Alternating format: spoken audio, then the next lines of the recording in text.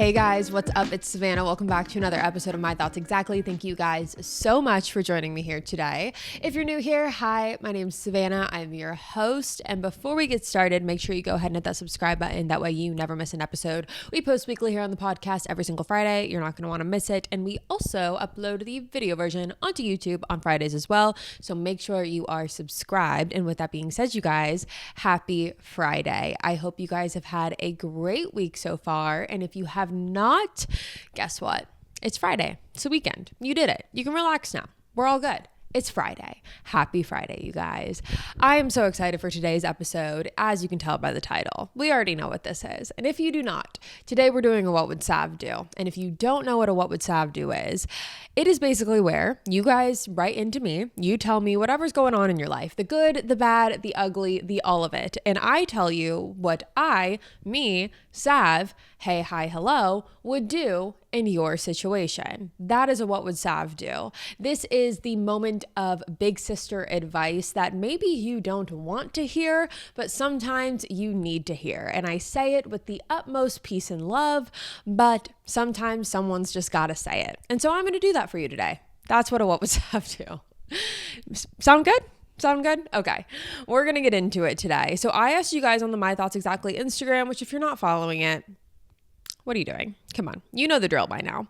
We always go to, I always will ask you guys really anything pertaining to the podcast, like Q&As, what would Sav do, like any sort of like episode request, the My Thoughts Exactly Instagram. And if you don't know, it's just at My Thoughts Exactly podcast on Instagram.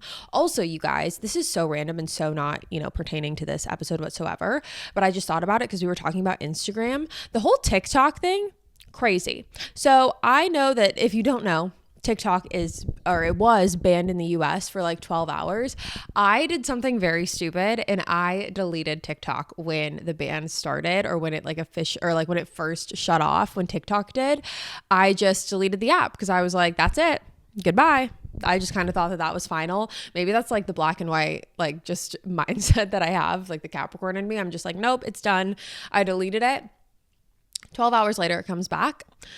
But guess where it did not come back to? The App Store. I still cannot get TikTok. But honestly, I feel like my life and my productivity has really risen since getting rid of TikTok. I feel like for the first 48 hours, I actually thought that I had a serious problem that needed to be addressed. I was like, why do I feel like an addict? Like, what use is my phone to me now? Like, I was doing the most with the drama. Like, I was just like, this is just like, what am I supposed to do? But now I've realized I get so much more done, and I'm like not just sitting and scrolling anymore. I'm trying to like go on Instagram and like scroll through reels and like go on Snapchat and Twitter. It's not the same. It is not the same, and I do not like it. So I think that I'm in that stage right now, and then I'll just get to the stage where I don't even need it anymore. So that's where we're at. I just needed to give you the TikTok update. So if you also deleted TikTok off of your phone, which apparently there's a very small percentage of us that did that. I thought that like everyone was going to delete it off their phone. No, that's what I learned. It was just a very small percentage of people, but I would fall into that small percentage. Anyways, just to give you a little TikTok update, but now let's get back to Instagram. Sorry, I'm like jumping all over the place.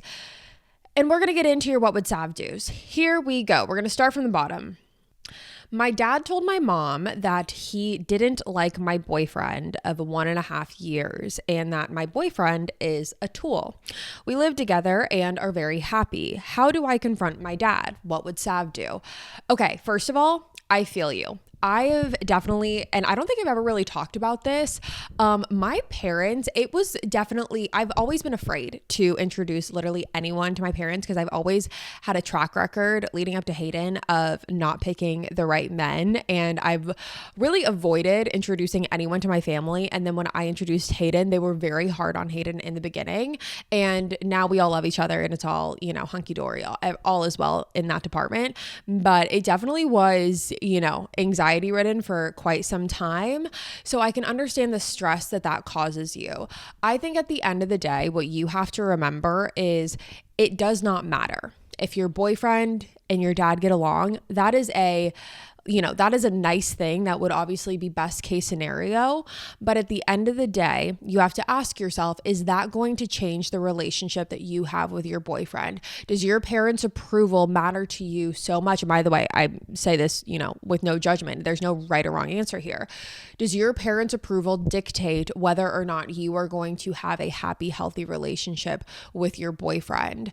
I think that if the answer to that is no, then, I would just kind of keep it moving. Maybe I wouldn't confront your dad. If I were you, I would just kind of hold off and see how things evolve. And if they do get better, then great. And if they don't, maybe in a little bit of time, maybe I would confront them. But if you're sitting there and you're like, no, this actually does affect me and it does affect the relationship that I have with my boyfriend, knowing that my dad actively dislikes him, that's super fair and valid. And I would confront your dad in a way that's not confrontational, that is not, with guns blazing. I would just sit down with your dad, whether that be going and getting dinner or getting coffee or next time you see him. And I would just be like, listen, I heard that you've had some choice words about my boyfriend, and I just kind of would like to talk to you about it because it's important to me that you guys have a good relationship. It's important to me that you guys get along. You don't have to be best friends, but I want you to respect my choices and who I'm dating because I'm in love and I really love this person and I,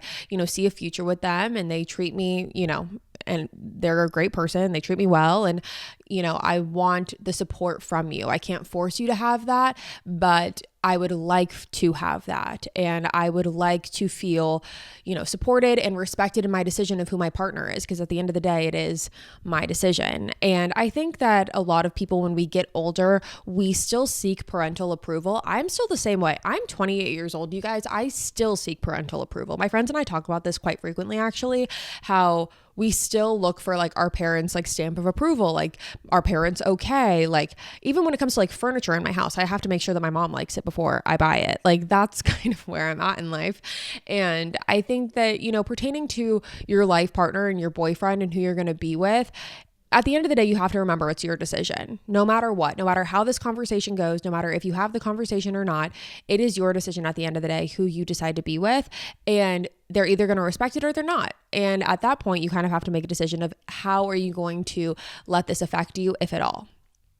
So that's kind of how I would approach the conversation if you do decide to have it. I think that if it's something that's weighing on you, then I really do think that it's worth talking about because I don't think you should sit there and have this hanging over your head. But I think that if you are sitting there and you're like, I don't think that this conversation is going to go well, I think it's going to make it worse, then maybe lay off from having the conversation. It also depends on the type of relationship that you have with your dad. Do you guys have a relationship where you feel comfortable having this kind of conversation and having an open discussion? I do think, again, like I said, at the end of the day, the most important thing is that you are happy. And at the end of the day, our parents should just want that for us. I think that they tend to be hard on us because obviously we like to think that they have our best interests, and in a perfect world they do. But I think that at the end of the day, we need to make our own decisions regarding what our future in our life looks like. And if that includes your boyfriend, then that's your decision to make. So just hold true in that and stay strong in that. But also don't go to your dad super defensive and why don't you like my boyfriend? And what do you mean? And da da da da da. Express that your dad's approval means a lot to you, and express that his validation and his support is not necessary, but it's wanted because he's your dad. And of course you want your dad to like the person that you're with. That's a very normal thing. And so I would approach it in a way that's more so just an open discussion. Why don't you like him? What examples can you give me that have, given you a negative opinion and view on him? That's how I would approach it. I wish you the best of luck. I know that this is a shitty and, tough situation to be in, and that you kind of feel like you're caught in the middle, but it's all going to work out. I promise. I'm 26 and feeling hopeless about finding the one. What would Sav do? I've been there. I have been there. I know what it feels like, not necessarily to be 26, but I've definitely felt times of frustration and really just questioning what my future is going to look like when I would look around and I would see my friends and everyone on social media and it seemed like everyone in the world was in a happy relationship and I was not. I felt like everyone was taken, everyone was in a happy relationship, everyone was secured, and I felt like I wasn't, and I felt pressure to find the person that I was going to be with in a short period of time. Like I was like, I need to figure this out. Like what the heck? And then I realized that me putting pressure on myself and on just my life to find someone and to be with someone and to find the one, it negatively impacted me in multiple ways. The first one being I started lowering my standards because I realized like, okay, well, I guess I got to start, lowering, maybe my standards are too high. Maybe that's part of the problem. And so I would lower my standards and go on dates with people who were not meeting my standards. And I felt like once I did that, I think I really screwed myself over because I kid you not, I started dating the same type of person just in different forms and different bodies. Like I felt like I was meeting the same guys over and over again because I was lowering my standards because I felt pressure to just find one and pick one and settle down. I think that as a society, we put pressure on people, maybe even subconsciously, to get their life sorted out and to have everything figured out. And, when you grow up, when you're, in your teenage years and you think about, any age in your 20s, but specifically like 25 to 30, it's like, oh my God, that's a grown up, that's an adult. And then once you're in that stage of life, I think you realize like, oh my God, I still don't know what I'm doing. I still don't have it all figured out. I think about that so frequently, growing up being like, oh my God, when I'm 28, I'm going to have kids, I'm going to have a house, I'm going to have this, I'm going to have that. My life's going to be figured out. I'm going to be like, everything's going to be good. And I'm sitting here now being like, I know nothing. I don't know what I'm doing. And I'm just crossing my fingers and I'm hoping for the best. But I think that pertaining to relationships specifically, we have an image in our head of what we expect our life to be like. And when we don't see that image and that expectation playing out how we thought it would, it can cause us to have lots of doubts and think, introspectively like, oh my God, is there something wrong with me? Am I doing something wrong? The answer to that is no. What you need to remember when you're stressing about finding the one is that everyone's timeline is going to look different. And I know you probably hate hearing that because you're like, everyone says that. That's so cliche, but it's so true. Everyone's timeline is so different. You could wake up tomorrow and find your person, and then you could understand why it took you the way, like the journey, why the journey took you the way that it did to land where you ended up landing. Like I think back on my life and I say, okay, I moved to Nashville. I was done with California. I was like, I can't do this anymore. I'm going to have a freak out if I stay here any longer and I date anyone else. So I left. And I remember moving here and I remember getting my bearings and then just kind of trying to figure my life out. I felt like everything was so discombobulated. And then I met Hayden and then it made sense. I was like, everything makes sense. Like why I had to go through all of that bullshit. It makes sense now. And so I just encourage you to have an open mind as you continue to go through life. And, whenever you find your person, which by the way, and I'll get to that in a second, it will happen. I encourage you to have an open mind through it all and just trust the process and know that things in your life are going to play out the way that they need to and the way that they're supposed to. And trying and stressing over it is not going to change that. You stressing over it is not going to change whether you meet your person tomorrow or in 2 years. It does not change anything. And I also think that you need to remember, and this is something that I never realized until I met Hayden, once you meet your person, that's your person. Like then it's, then that's it. Like, you met your person, you met the person that you want to be with, you start having a committed relationship, whether that's long-term, short-term, whatever. But let's say for this, finding the one, once you find the one, it doesn't matter how much you've stressed about it before. Your stress is not going to change, like I said, when you find them. And once you find them, then you found them. And, the life that you lived before, it's going to change, and that's, changes for the better. And there's good change and it's not a negative thing at all. But I encourage you to just enjoy the phase of life that you're in right now, because once you do find the one, then your life changes. So enjoy the phase that you're in right now. Don't put yourself to anyone else's timeline. I know you would rather have it you would obviously rather have the one right now, but enjoy the phase of life that you're in, because once you do find the one, then your life changes, and it will get there. You will find that. You will have that, and you should be confident in that, and don't settle. Don't lower your standards. Don't, go for, don't lower your standards just because you feel like you have to. Keep your standards high. The right person is going to come into your life, and you're going to understand why it took them the time that it did to find you. And then once you're with them, you're with them. So just enjoy where you're at right now. Don't put pressure on yourself. Everyone is on their own timeline. It's going to be okay. Any tips for first dates? I'm going on one on Saturday and I'm nervous. It's not my first time having a first date, but every time I'm so nervous. What would Sav do? First of all, this is so exciting because this means that your first date is tomorrow. So good luck. But also, what I would say to this is every time when I was in my dating era and I would go on first dates and I would get nervous and I would feel anxious about it, what I had to tell myself is that this is either going to be a great story or this is going to be someone that I actually end up liking, and maybe it'll be something that can evolve, or I'll have something that I did for the plot and it'll be a funny story. I think you just got to remove the pressure of first dates and just go into it, feeling excited at the possibility that this could potentially turn into something, but don't put pressure on it. And if you're not feeling it, recognize that and don't feel like you have to stick around. Don't feel like you have to pretend. I would just say, go into the first date feeling excited, optimistic, put on a cute outfit, get yourself all done up and enjoy that process. To me, that was like the best part of having a first date. I would make myself a little I mean wine. I would take my little wine glass, I would do my makeup, I would get ready, I would put on an outfit, and then I'd go. And it would either be something for the plot because it was just like funny and it turned out horrible, or it would be something that could potentially turn into something. And then it usually, then as far as where it ended up at, we can get to that in a different episode. Usually not well, but for the time being, just enjoy it. Enjoy going on first dates. I think people put too much pressure on first dates. I think that there's pressure that it needs to turn into something, or that, what happens if they don't like me? Whatever, just go and have fun. And I wouldn't worry about how they perceive you.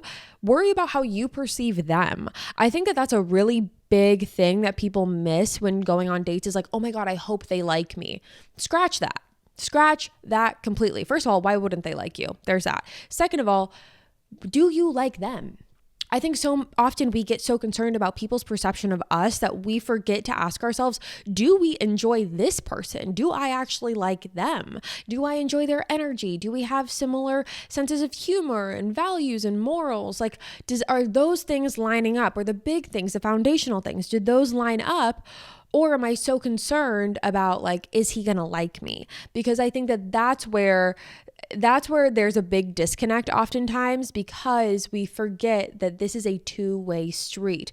We're not just going hoping that they like us. Like we're vetting them out too. We're judging them too. And do that. Sit there and ask yourself, do I like this person? Do I think they're nice? Do I think they're funny? Are they a good person? Do we have similar like morals and values? Just go in, not so much worrying about, oh my God, are they going to like me? But worry about, do I like them? And then I think that takes away some of the nervousness that you might have. A male former high school teacher that I'm friends with calls me babe. I've been told it's weird. Is it? Yes, that is weird. Sorry. If he was your high school teacher at one point, yeah, I think that that's weird. I also don't think that you should be friends with your former high school teacher, but that's just my opinion. Peace and love. My old high school crush hits me up during winter break. We haven't spoken in a year and a half. What would Sav do? Well, I think that there's really only one thing to do in this situation. I think that if you still have a crush and if you still like this person, then why not? If you're single, why not? That's just my question. I feel like I would explore that. That's what I would do. I would have fun with it. Why not? Why not? That's what I would do personally. Okay, next one. I'm trying to end a situationship with a guy that I work with. I'm pretty sure I'm in love with him, but he's stringing me along. I don't know how to set the boundaries and what to say to him about it. I want to feel like I'm his choice rather than one of his options. He values alcohol more than me, but continuously reminds me that he quit drugs for me, and that should be enough. What would Sav do? Here's the thing. There's multiple layers to this and I will get into them. The first things first is that if you have a standard for someone where you don't want them to drink as much as they do, and it's not even necessarily that person in particular, but if your standard is, I don't want someone who drinks all the time, I don't want someone who's constantly consuming alcohol, then you're allowed to ask for that. And it might not be in that person, but it could be in someone else. And don't allow someone to sit there and tell you like, oh, well, I quit drugs for you and that should be enough. First of all, he should be thanking you. But second of all, I don't like that because I feel like it is more so, it's what's the word? It really is just diminishing the standards that you have for yourself and making you kind of have to be like, okay, well, I guess I'm just going to have to live with it. No, you don't have to live with that. You can go find someone who actually listens to what you're saying, listens to your concerns, listens to your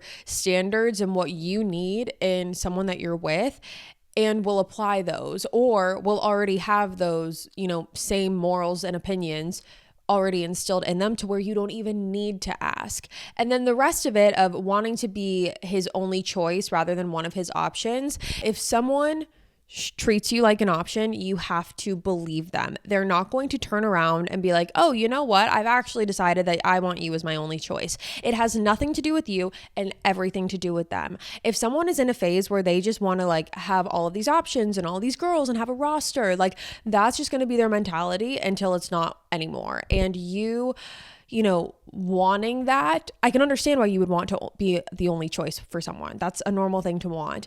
If someone's not willing to give you that, do not waste your time consistently like asking for it or waiting for him to change his mind, because he's not going to change his mind, especially if you're allowing the behavior.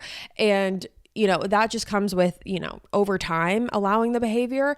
He's going to think it's okay. The behavior that you allow is the behavior that's going to continue. So for example, the alcohol, if it's not like a hard no, and like a hard no, meaning like either you change this or I'm walking, it's not going to change.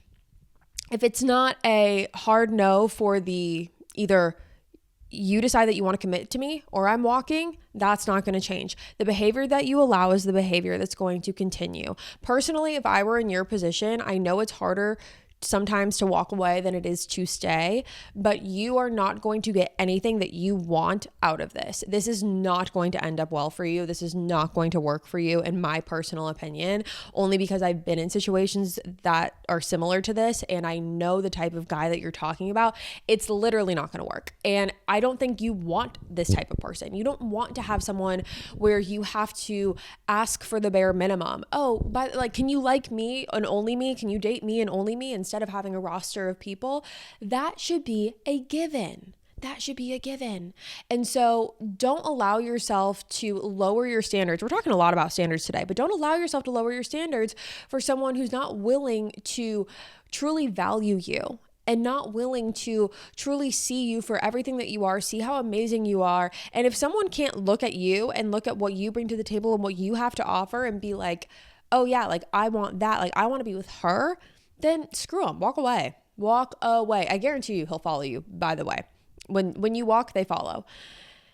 But I wouldn't even like give that the time of day either, because I think that at the end of the day, this clearly does not sound like someone who is willing to give you the things that you want and commit to you. Like, oh, I stopped doing drugs for you. Oh, thank you so much. Like, thank you. That's really nice of you. You stopped doing drugs. That's awesome. Thank you so much. No, I don't think that you need to lower your standards for this guy. He doesn't sound all that. And I know when feelings get involved and you say that you think that you're in love with him, ask yourself if you're in love with who he is as a person or if you're in love with the potential of who you think he can be. Because I think a lot of times what happens is when we think about the people that we're in situationships with or in talking stages with, we put them on a pedestal, a freaking pedestal. They can do no wrong, because like we are building them up in our head to not be something that they actually are, because we have to fill in the blanks of a lot of it because they're not giving it to us.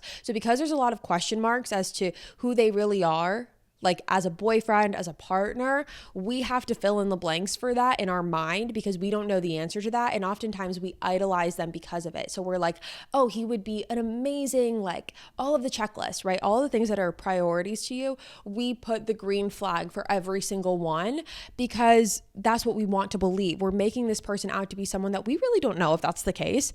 This guy could be psycho. He could be crazy. That's just the fact of it. And so when you put these people on pedestals, the people that you're in situationships with, we oftentimes idolize them because, again, they're out of our reach. Because when you're in a situationship, situationships, I'm so against, like truthfully so against. But I think that, and that comes from personal experience, but I think that we put these people on pedestals because they feel, subconsciously it's unattainable, and B, we're filling in the blanks to what we think that they can offer because we don't have those answers ourselves because they won't give it to us. So automatically we are making them out to be a better person than they actually are. I promise you could find someone who is not going to do this to you, who is not going to put you through the ringer like this, who is not going to have to make you decide like, okay, would you rather me, do drugs or alcohol? Like, you don't need that. That is not going to help you in any way. It's not going to be beneficial to you in any way. I would just advise to not continue to put yourself in this position, and I would walk away. Like I said, he'll follow you, but I wouldn't let him if I were you. Okay, moving on. My new coworker sees me as her personal challenge, and I see the drama as a waste. Help. Well, first of all, I think you have the right idea. The drama, especially in like the business world and in your job and your workspace, I think having any sort of drama is so ridiculous and also so unbeneficial to every party involved. I think it only makes things so much worse. Like, not only do you have to spend the majority of your time at this place, but now someone wants to like start drama just because, like, is this high school? Like, that sounds insane. I think if I were you, I would keep as much of a distance as I possibly could. But if she's going to continuously try to make drama and make things out of nothing, and it becomes like a nuisance, and it's like gotten to the point where it's like borderline, unbearable, I would start taking note of everything that she's done to start drama and to like single you out and target you in a sense. And if it keeps going and if it keeps getting worse, I would go to whoever is above you, a supervisor, manager, whatever it is. And I would just be like, listen, I don't want drama. I don't really know why this is happening, but I felt like I needed to come to you because it's gotten to the point where if this continues down the path that it is, then it's not going to end well for either one of us. It's not, beneficial in the workplace where it stops our productivity. I feel like just really emphasizing that it, is distracting you from what you're supposed to be doing at work. I feel like any manager would probably like ding, ding, ding, like love to hear that.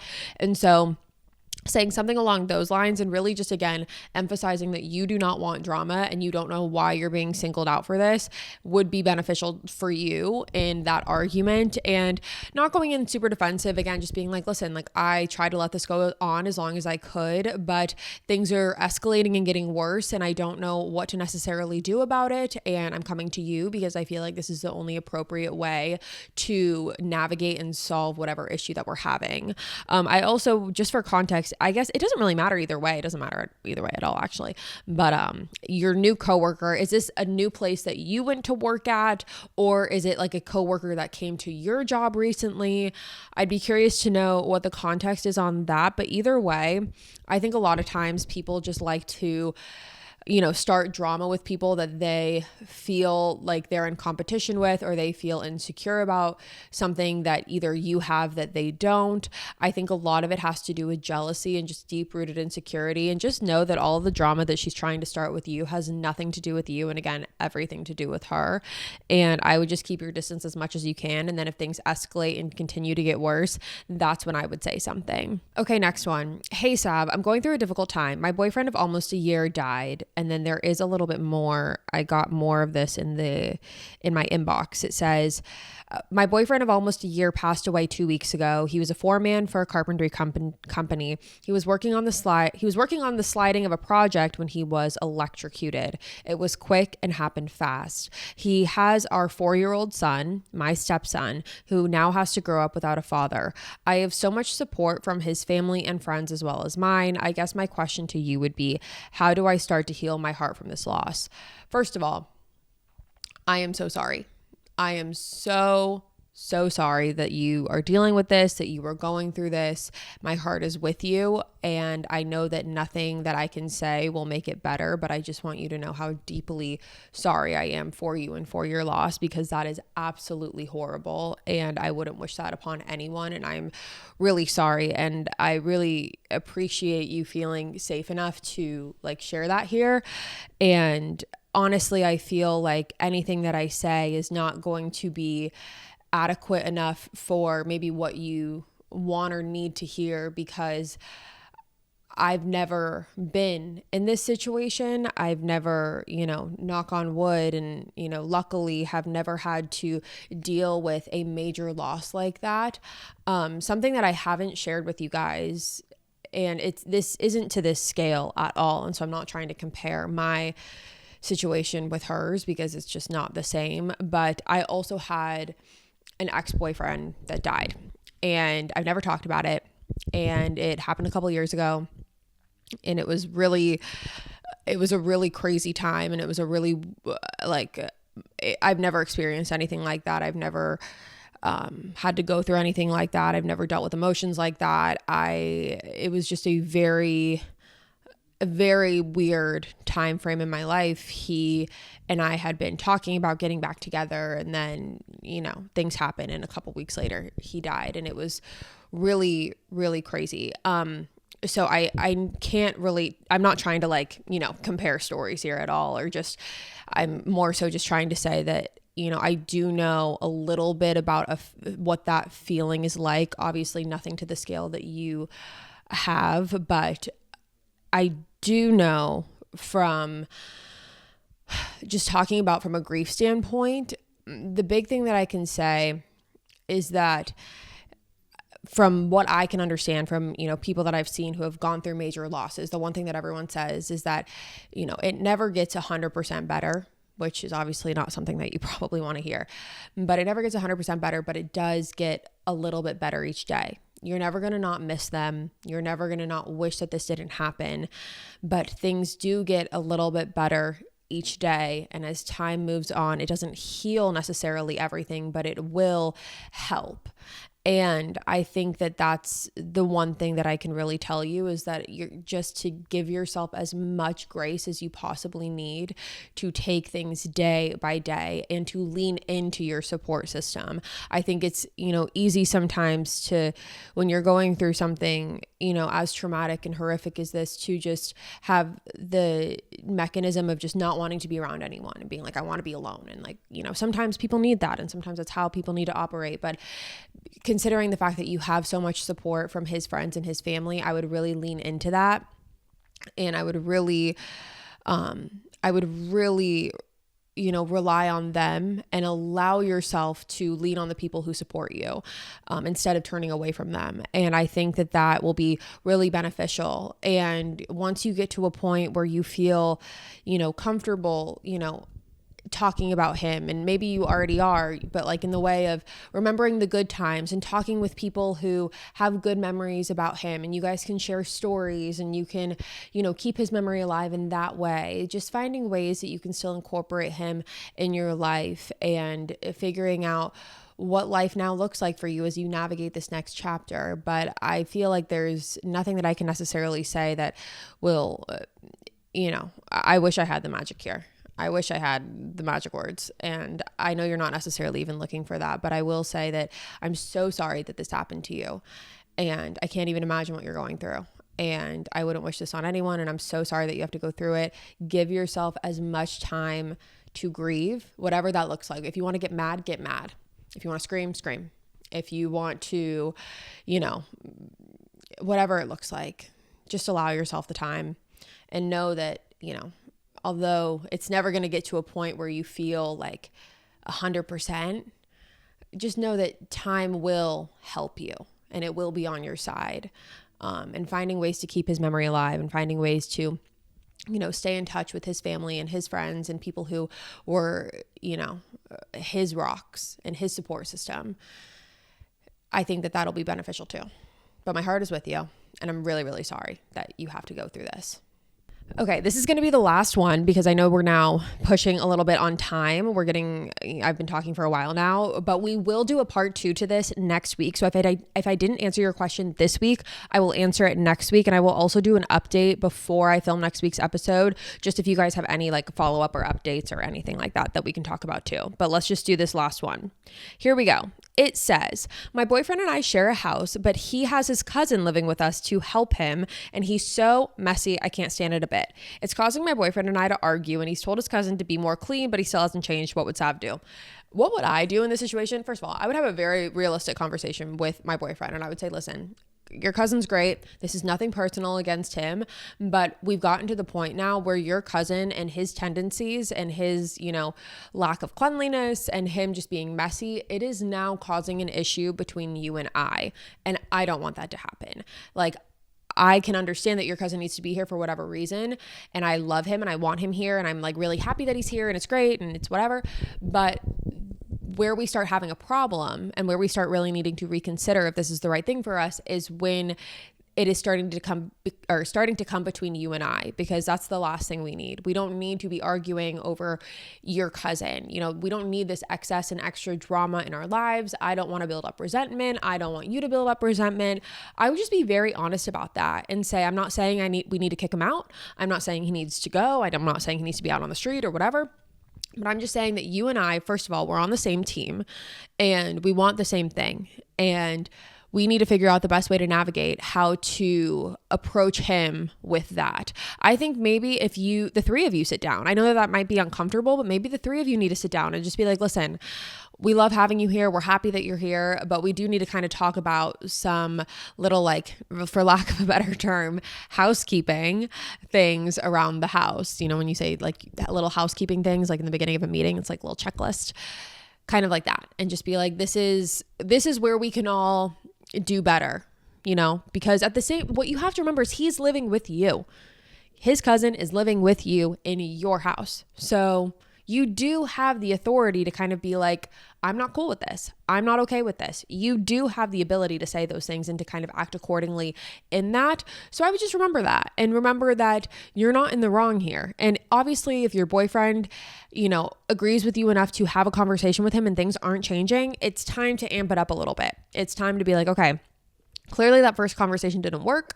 I would go back to your boyfriend and say, listen, I love you. We're on the same team and I don't want this to come between us and I don't want to keep arguing with you. I don't like arguing with you, but something has to change. Again, I'm not saying he has to leave. I'm not saying he has to be out on the street.